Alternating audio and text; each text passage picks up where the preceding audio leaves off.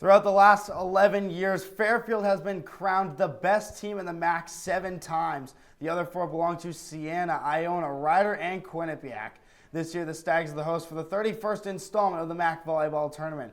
The Bobcats are the defending champions this year. Could we see a new heir to the throne? We have all our predictions right here on a special edition of the 6-set MAAC Tournament Edition.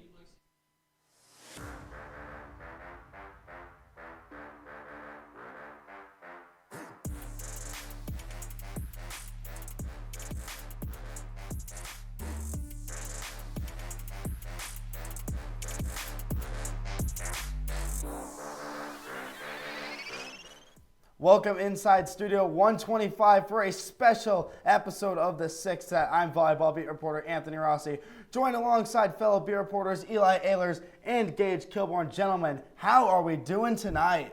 I'm doing good, Gage. How are you doing? I'm doing fantastic. Excited. Volleyball season. Now at the end, going into the postseason, it's all that matters now. Absolutely. Alrighty, let's get right into the predictions. So, with all of the MAAC conference games from the weekend and the regular season now wrapped up, let's take a look and see which of the 10 teams made the final cut for the tournament. So we have the bracket up right now. So match number 1 is Marist versus Iona. And then the second round matchup is Niagara, or the other first round matchup, is Niagara and Ryder, the 4 and the 5. The first round matchups will be determined.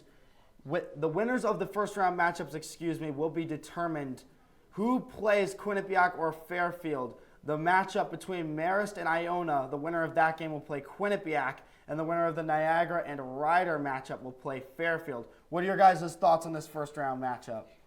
I think this first round matchup, these are 2 very good games. I know that they're not the 1 or 2 seeds, but I think we could have some very good matchups and potentially some upsets. Gage, what do you think? I'm agreeing with you. Yeah, this is something that's been really fun to watch for the MAAC volleyball tournament the past few years, has been the fact that the seeds doesn't really matter. Mm-hmm. I mean, talk about last season, for instance. Quinnipiac was a 6 seed, and they won the MAAC tournament, taking down number 1 seed of Fairfield in the process. So seeds, they get thrown out of the window at this point. And I'm going to quote a great phrase from a former Quinnipiac head coach, still head coach, Carolyn Martin, saying, "Seeds are for birds." The perfect time where that is shown right now. Absolutely. Could we see another 6-set upset? Maybe Ryder, maybe those underdogs. Maybe. But speaking of that, let's see these 2's sleeper teams. What are your guys' sleeper teams this year? I'm really interested to see that. So we'll start with Eli. Gage, my sleeper team, it's a number 6 seed. You know, we do know that there was a number 6 seed that did pretty well last year. I got to go with Iona.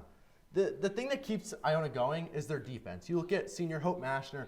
She had an absolute great junior year. She was the 2023 Libero of the Year, led the NCAA in digs and digs per set. She was all MAAC first team.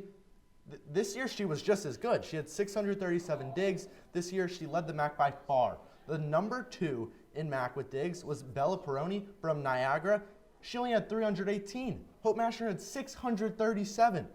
And overall as a team, they turn their defense into offense, which has helped them tremendously to be able to get going for the outside hitters. And I think that their defense is what is going to prove that they're a solid team and the reason why they're in this MAAC tournament. And my last note, I said this before, never count out the 6 seed.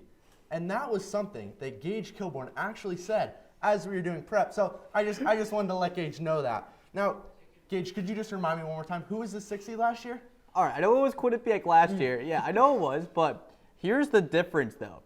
Iona has been limped into the playoffs. This is a key thing. It's not about how you finish. It starts how you finish. Mm-hmm. That's where I'm going to get to this point. My sleeper team is Niagara. Now, the reason why I'm saying Niagara, they have been battle-tested. And I mean battle-tested to the grim all season long, 12-6 on the year. Do you know what those 6 losses were to?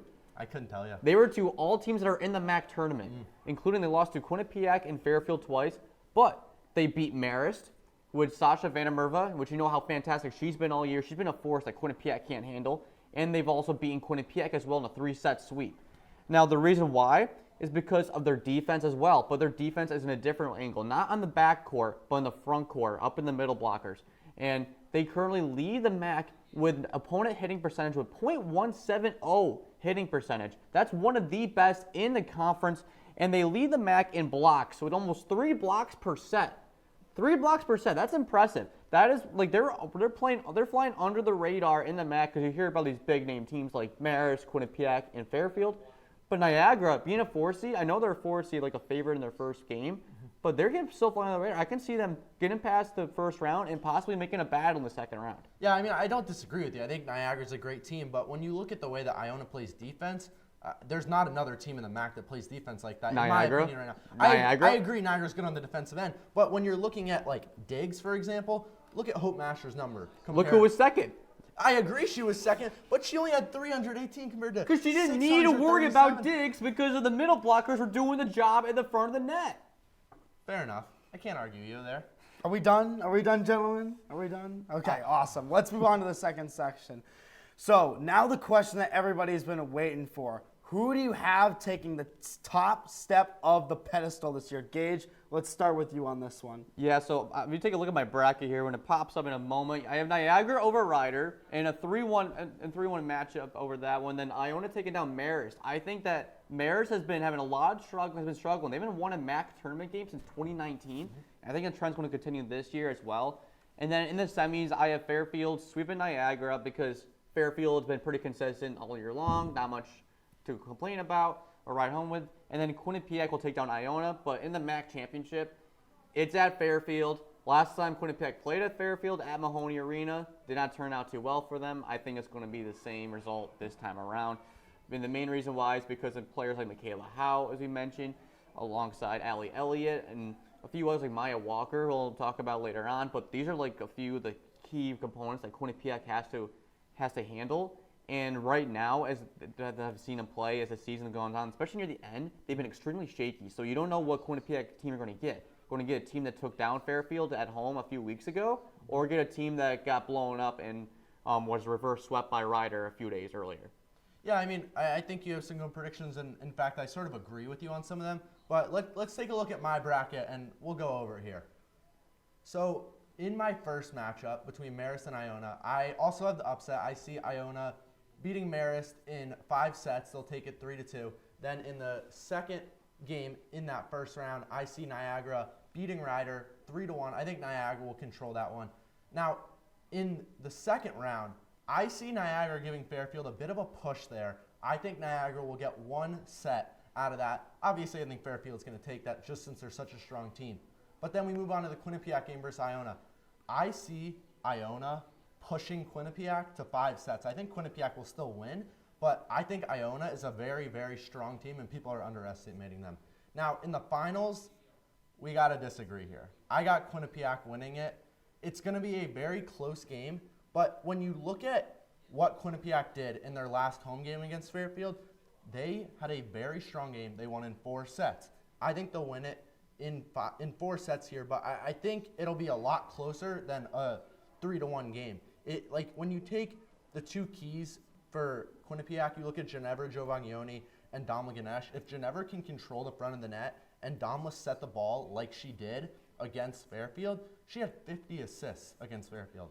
She was dominant in that game. If she's able to keep that up, I honestly don't see Quinnipiac losing. And I know, they have the hype of they won last year. It might be getting to them. I don't see them losing. There's one real thing there's one word that you mentioned in that entire sentence that I think it needs to be mentioned: if.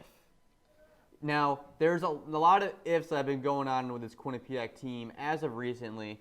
I mean, we can talk about it. Like, ever since they beat Fairfield, they've been 2-2. Yeah, this is a team that, I can understand losing to Marist, because Marist is another solid team on the offensive end. Mm-hmm. But losing to Ryder and beating St. Peter's, and they barely walked by Siena. Mm-hmm. That one is something that you got to keep an eye on, because Siena was down in the bottom of the MAAC this year, 9th place. They finished only team they swept all year was St. Peter's, which it's St. Peter's, to be fair, 0-30 all year. It's all season long. Come on, Gage. Yeah, but this is what I'm talking about. I mean, they did sweep Siena, but Siena gave them a fight, and it's those type of things like you mentioned.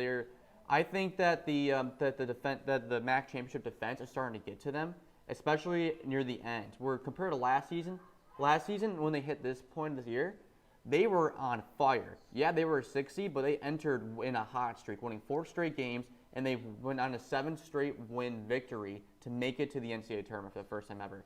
They need to I don't think they can do it. So, I don't necessarily disagree with you, but when you look at the depth that Quinnipiac has at their outside hitter position, they have 4 good outside hitters that can all perform to a high level.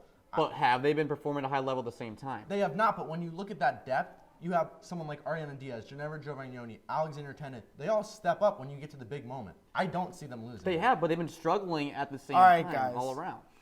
Good points. Let's move on to the next question. Now, of this championship team, Gage obviously for Fairfield, Eli for Quinnipiac, who deserves to be the tournament's most valuable player? Eli, we'll start with you. I got to go Damla Ganesh here.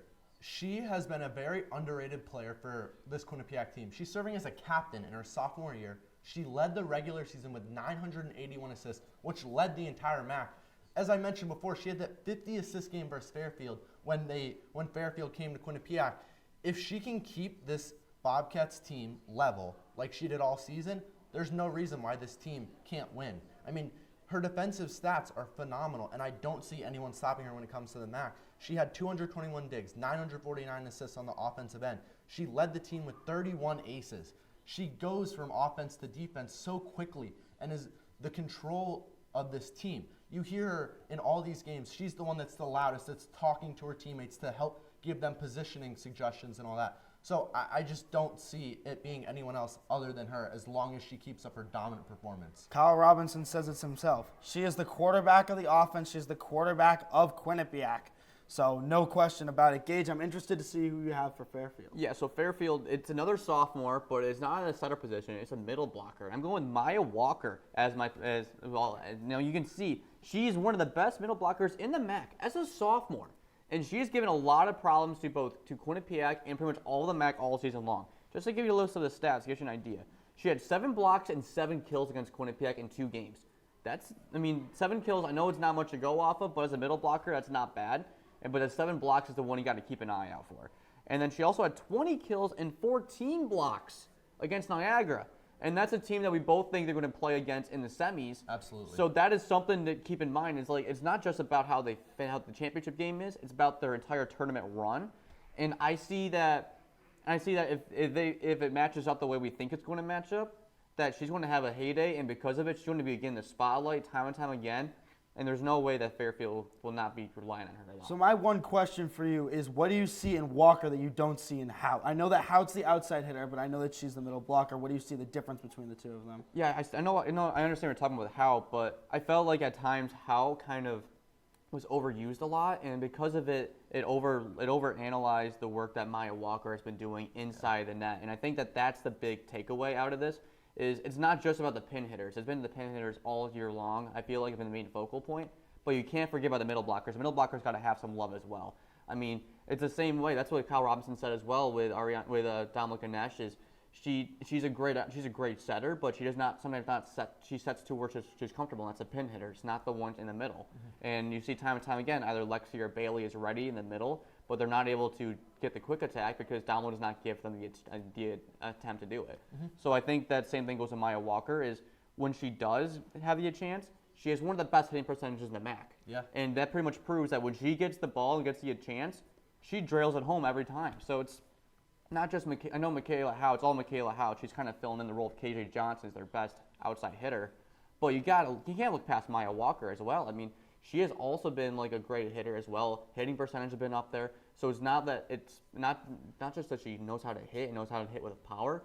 She knows how to hit with accuracy. So that's something you got to keep into consideration, I think. Yeah.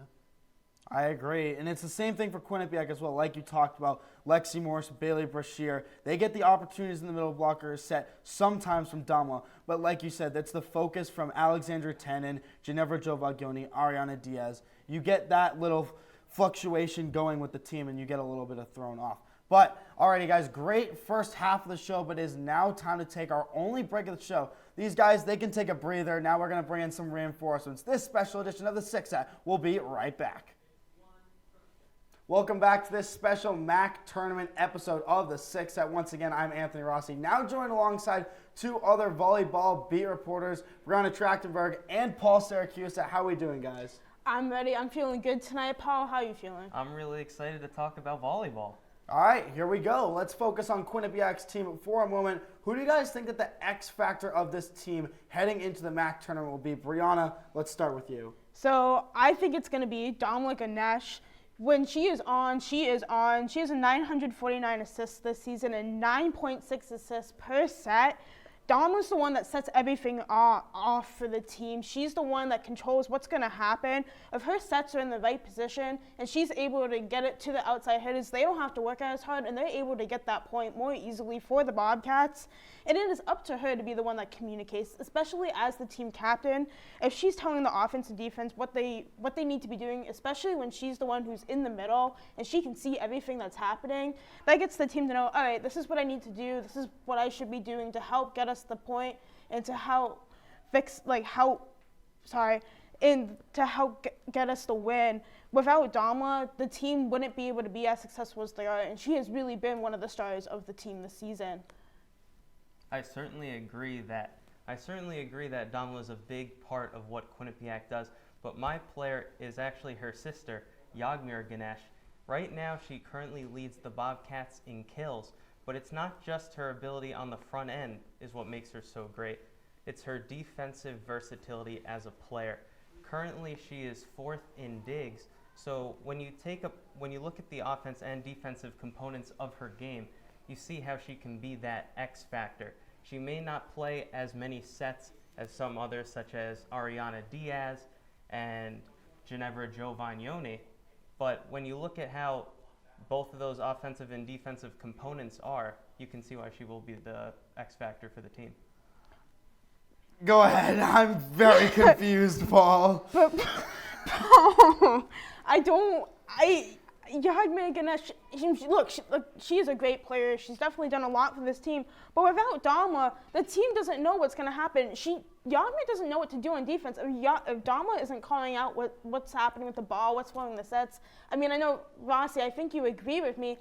I agree with you that it's not Yagmir, but I don't think it's Damla, actually. I don't.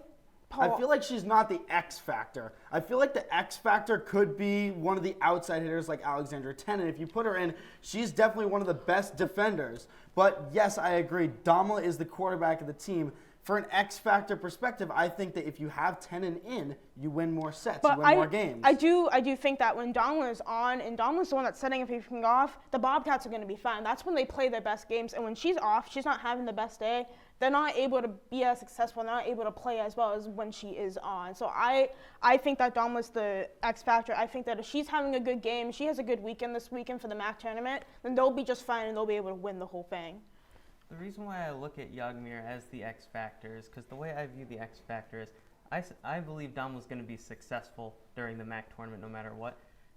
It's about what can you add. And when you look at teams such as, when you compare them to Fairfield, and you look at Quinnipiac, both teams are very similar, and you could argue that they're about the same caliber team. So what I would say is if Yagmir plays to her potential, which she has done during this season, as I said, she leads the team in kills, that can be what puts the Bobcats over Fairfield and win the MAAC championship.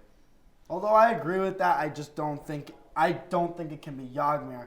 But let's move on to the next question here. Who do you guys think the best semifinal matchup will be for the Bobcats? Paul, let's start with you on this one. So I'm going to have to go with Iona. Quinnipiac defeated Iona both times this season, which was something that they weren't able to do with some of their other opponents, such as Fairfield and Niagara and Marist and Ryder, some of the other teams in the tournament. So from that matchup, they match up very well. Obviously, Iona has Hope Mashner, who's the best libero in the MAAC conference, and certainly that will pose some challenges. But the Bobcats have shown that they are able to match up to the challenge. And when you compare their outside hitters to that of some other teams, they're not nearly as productive. When you look at Wiggins and Soto, they just don't give the same impact. Now, Paul, I agree with you. I think that Iona is probably going to be the best matchup for Quinnipiac, especially when we figured out earlier today it's either going to be Iona or Marist. Now, like you said, they won both of their games this year against Iona. They won 3-1 in their first one and then swept them in 3 sets in the second game. And then the reason why I think that it can't be Marist is because while they might have won the first game, they lost to Marist. Marist beat them 3-1. they are one of their toughest opponents. Now, if you look at a team like Fairfield, you think that they're going to be one of their hardest, but they have had a lot more struggles this year with Marist. They can't find a way to beat them, and a big part of that is because of Sasha Vanderberg. She's good, but she is not as good as you think that she is going to be. They have not been able to find an answer for them. They don't have a game plan for her, and they just haven't been able to stop her, which is why Marist has been so successful this year against Quinnipiac.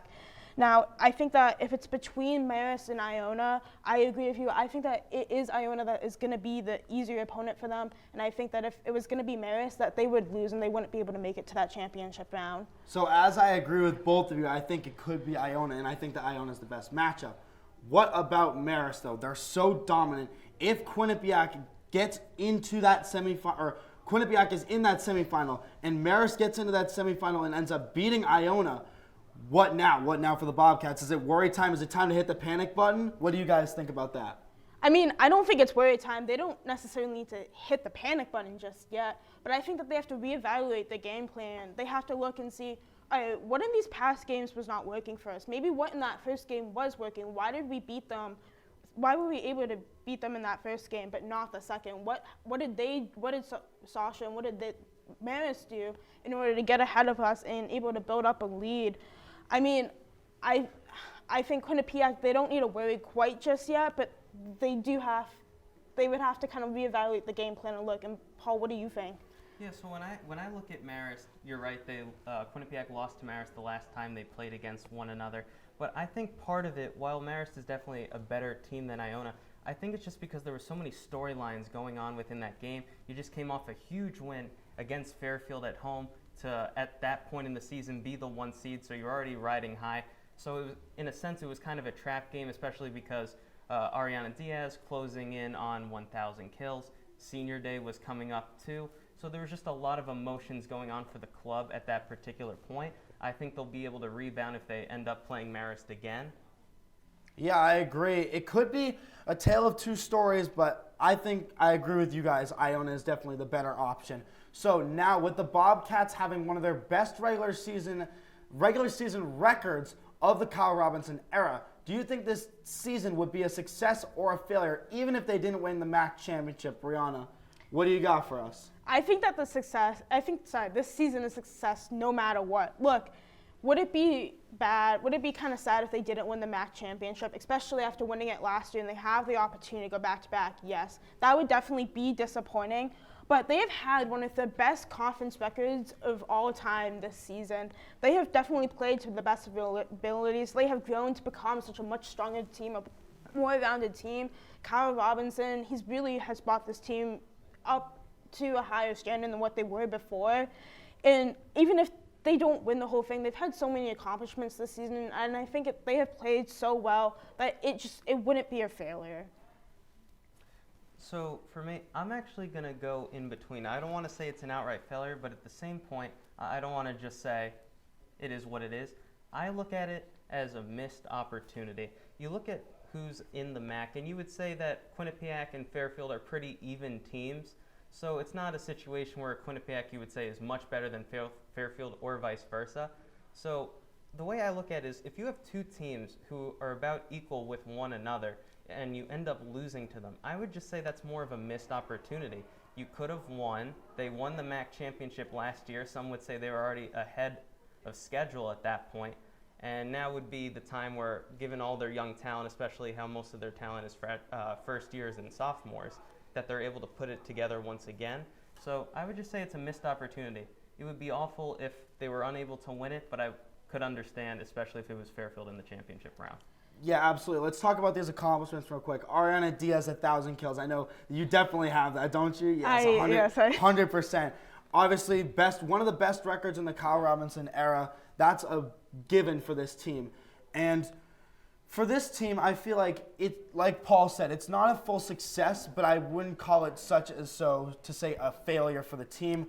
I think it as well is a completely missed opportunity because this is one of the most talented teams that they have. This is the last time that they're going to have Ariana Diaz, Lexi Morse, Chloe Cottonui she might not have another year. She's been injured. You want to win for her as well. You want to try and get to that NCAA tournament for her because she's been out the entire year. It's her senior year, and she's spending it on the bench. So if she could have another year, that'd be great for her. But for Ariana Diaz, this is one last ride for her, and it'd stink for her if she goes out just not on top. No, I definitely agree with you, Rossi. I think that, if anything, they should be playing it for their seniors, for their grad students who may not be able to come back and who may not have another chance to go back to the NCAA tournament after this year.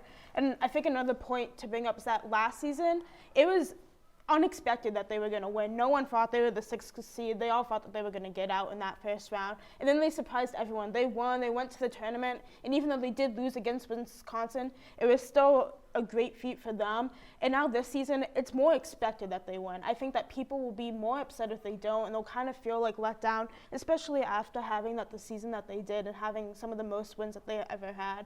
I definitely think that it will be more expected, and that if they don't win, it will be more of a disappointment. Okay, so one last question for you guys. I know Gage and Eli had their predictions earlier. Who do you guys think is winning this MAAC tournament? I know it's going to be a really, really tough pick because all 6 of these teams, in my opinion, could absolutely take it home. Who do you got, Brianna? I think that it is going to be Quinnipiac. I think that they have had the best MAAC conference record this season, and I really think that they have all of the pieces that they need to put it together and to play. If they go out there and they play to their character, to what they're known to be doing, then I think that they'll be fine and that they'll sweep the weekend. Paul, what do you think? I mean, I completely agree with you. I have to say Quinnipiac is going to win the MAAC championship for the 2nd consecutive year. You just look at the talent that they have. They all have experience playing in these MAAC playoff-type games in the past. You look at Ariana Diaz, one of the best outside hitters in the game.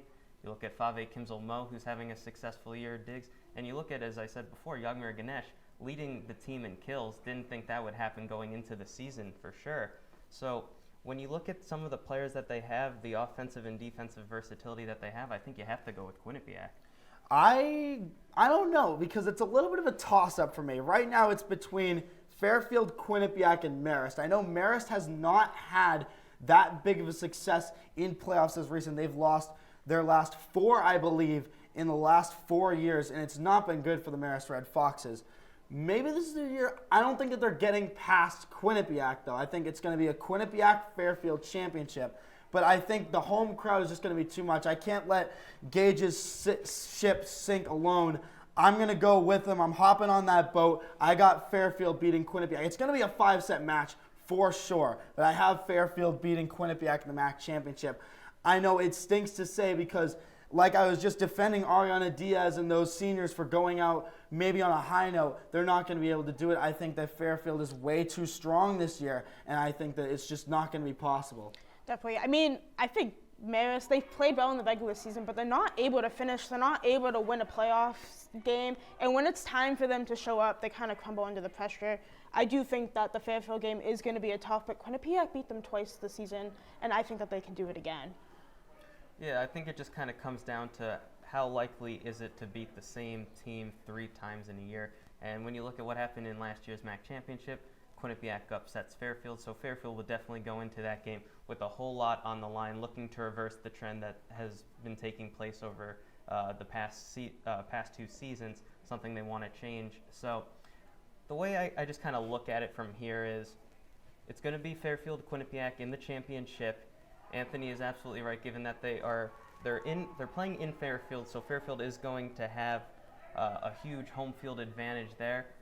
I do think, while it will go 5 sets, I do think Quinnipiac will find a way to take the W. It's going to be an amazing tournament, and we have all the coverage for you guys at that tournament, but that was a great debate from everybody on the desk tonight. But it looks like we have run out of time tonight for this special edition of the 6th set. Thank you to everyone behind the scenes for making this all possible. And seriously, if you guys want to see all of our coverage for the MAAC tournament and all of Quinnipiac athletics, make sure you follow us on social media at Q30 Sports, and make sure to find us on our website at Q30TV.com. Thank you again for tuning in. For Gage, Eli, Brianna, and Paul, I'm Anthony Rossi. Enjoy the rest of your night or day wherever you are.